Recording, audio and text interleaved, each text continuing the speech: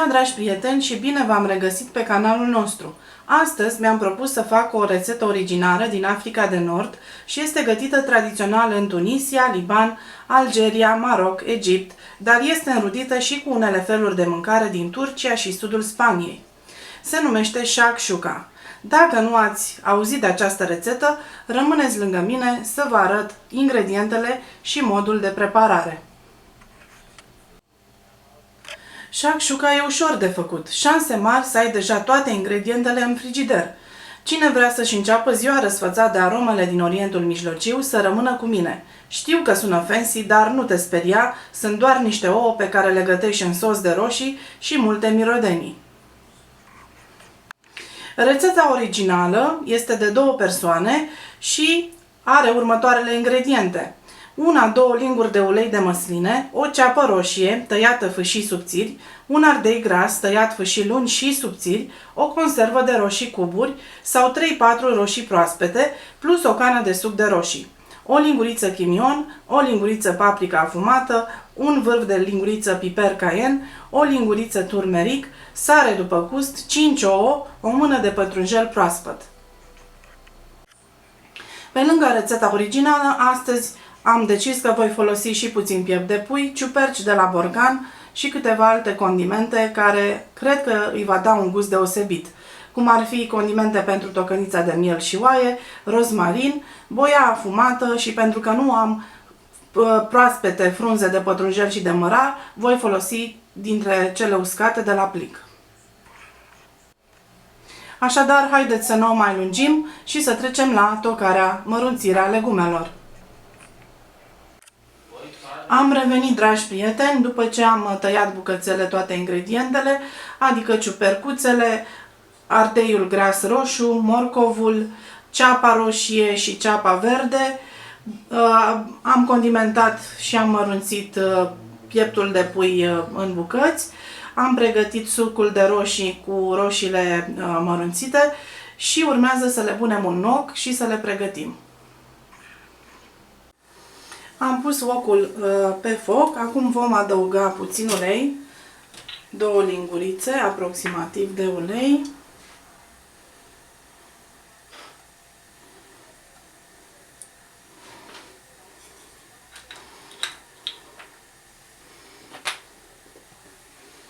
Și bineînțeles vom lăsa puțin la încins.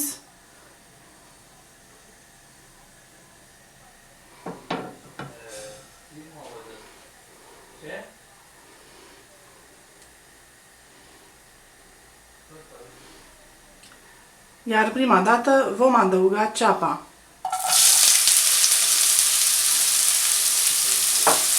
Împreună cu usturoiul și vom căli până când acestea vor deveni translucide.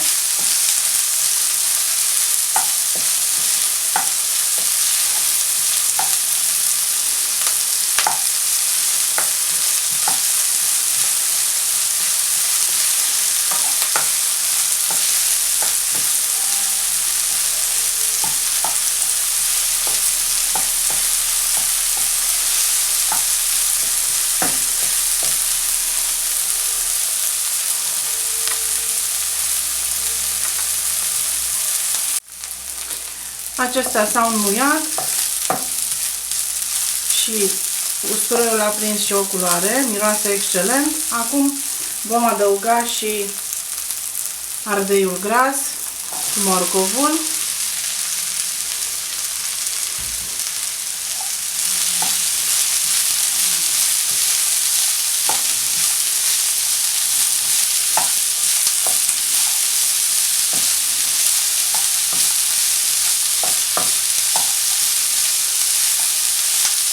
le vom căli și pe acestea foarte bine, le vom lăsa să se înmoaie și apoi revenim cu următorul ingredient.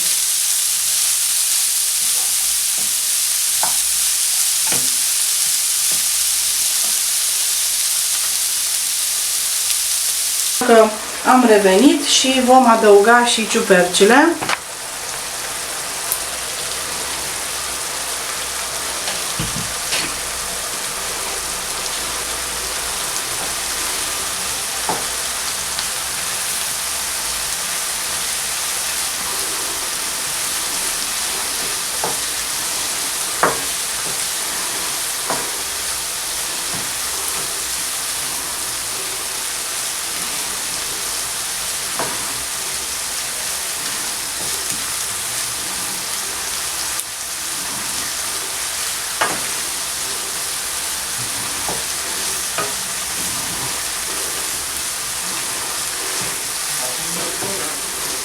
Acum voi adăuga puiul și îl voi lăsa să se facă. Rețeta noastră arată deja foarte bine. Acum voi adăuga pulpa de suc de roșii cu roșiile bucățele, tăiate bucățele.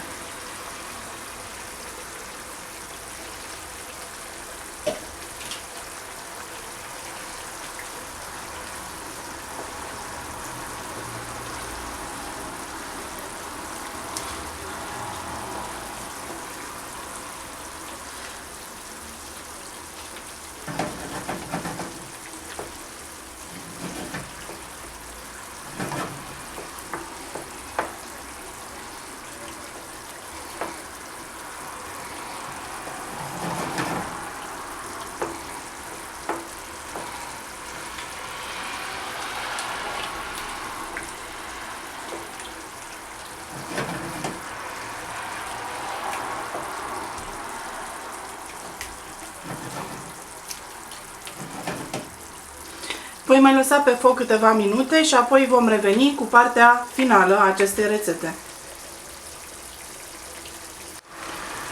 Voi adăuga acum mărarul și pătrunjelul.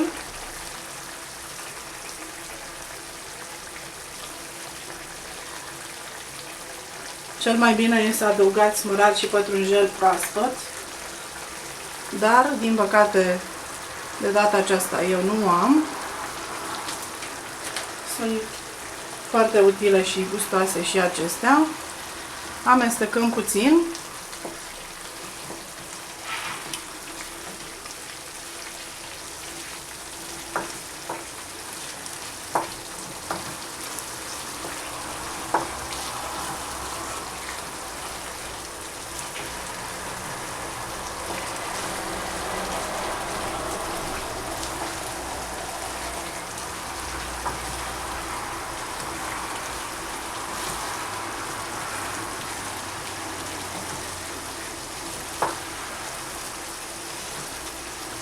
Iar acum, la final, vom adăuga cele 5 ouă.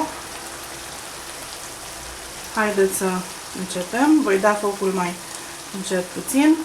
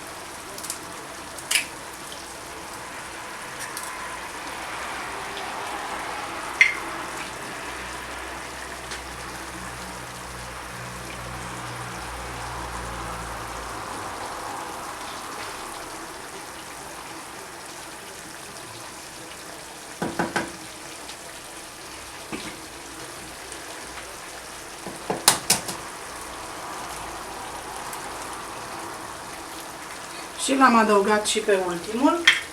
Așteptăm ca ouăle noastre să se prăjească foarte bine și aceasta este rețeta noastră.